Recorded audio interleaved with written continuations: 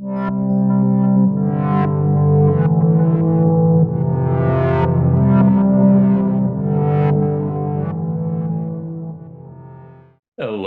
I'm Bretton, one of our MCAT tutors here at Inspira Advantage, where we help students get accepted into medical school and other professional programs. And welcome back to MCAT Bites. Today, we're diving into the world of prokaryotes. We'll explore their structure, growth, physiology, and genetics. These single-celled organisms may be small, but they're incredibly important in fields ranging from medicine to environmental science.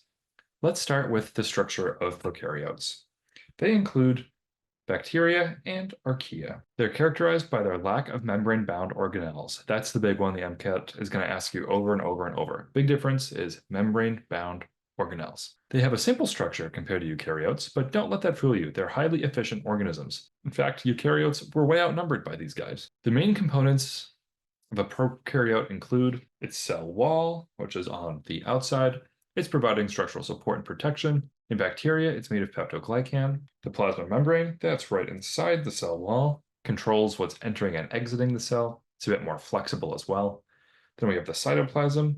That's all of the goop that is inside where cellular processes occur. Then we have the nucleoid. That's a region containing a singular circular chromosome. We also have ribosomes, which are site of protein synthesis, and plasmids, little circular bits of DNA molecules separate from the main chromosome. Oftentimes, these give some sort of advantage to the cell, whether it be allow it to create a sex pilus or antibiotic resistance. Some prokaryotes also have additional structures like flagella for movement or pili for attachment and genetic transfer. Now let's talk about growth. Prokaryotes reproduce asexually through binary fission. They can also do sexual. We'll talk about that in a second. The binary fission process involves DNA replication, chromosome segregation, and division. The one parent cell literally is just going to divide into two of itself that are identical. Pretty straightforward. This is probably what you think of when you think of bacterial reproduction. And it follows a predictable pattern called the growth curve. It has 4 phases. The lag phase, which is when the cells are adapting to the new environment and not growing a whole lot. And then the log phase, short for logarithmic. So the growth rate is really high and we're doubling pretty often. Then we have a stationary phase, which is the growth rate and death rate become equal. And then we have the death phase, which is when more cells are dying than are reproducing. Here's a question for you. If a bacterial population doubles every 20 minutes, how many bacteria will be present after 2 hours if we start with 100 bacteria? The answer to this is 1600. We know this because there are 6 doubling periods every 2 hours, so we can calculate that as 100 times 2 to the 6th, and we know. So what's the answer here? Well, we're doubling a total of 6 times. We're starting with 100. To say we're doubling 6 times, mathematically, that's just 2 to the 6th power, which equals 64. So we can just multiply 64 by 100 to get 6,400. Now, let's move on to physiology. Prokaryotes have diverse metabolic capabilities. Some are autotrophs, making their own food, while others are heterotrophs, relying on external organic compounds. They can be aerobic, anaerobic, or facultative anaerobes. Prokaryotes also have various ways of gaining energy. Some use photosynthesis, others use chemosynthesis, and many use cellular respiration or fermentation. A unique aspect of some bacteria is their ability to form endospores.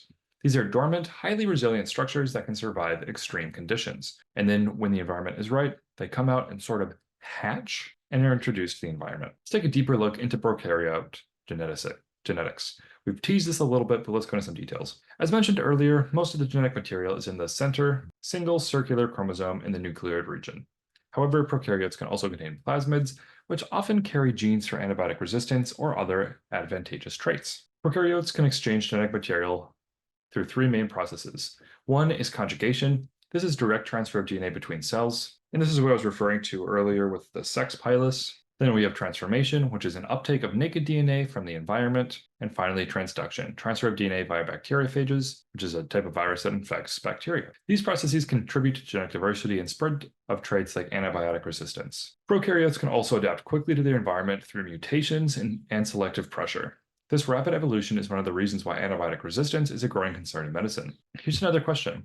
What type of mutations would cause an immediate change in the amino acid sequence of a protein? The answer to this question is a missense mutation, where a single nucleotide change results in different amino acids being incorporated into the protein. To wrap up, let's review the key points about prokaryotes. 1, they have simple structures without membrane-bound organelles. They rapidly reproduce through binary fission, but can also do the sex pilot's conjugation. They have diverse metabolic capabilities. Their genetic material is primarily of a single circular chromosome, though they do have nucleosomes and plasmids. They have the ability to exchange genetic material through various processes and rapidly adapt to environmental changes on a population level. Understanding prokaryotes is crucial for many areas of biology and medicine. Their simplicity makes them excellent model organisms, and their diversity makes them key players in ecosystems and human health. For all of these reasons, the MCAT loves making passages designed around these little guys. So be sure this makes sense and you took good notes. Thank you so much for watching, and I will see you next time.